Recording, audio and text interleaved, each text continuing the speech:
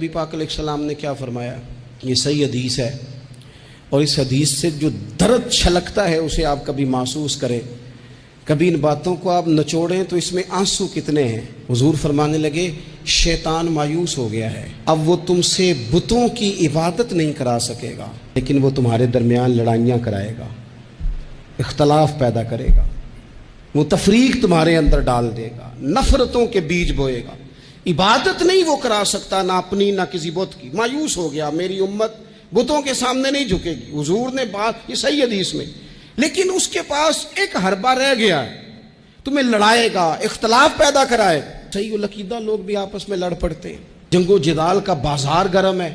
हुजूर फरमाने लगे, जो हक पे होने के बावजूद सुलह की खातिर झगड़ा छोड़ दे, फरमाया मैं वादा करता हूं रब उसे जन्नत अता फरमाएगा।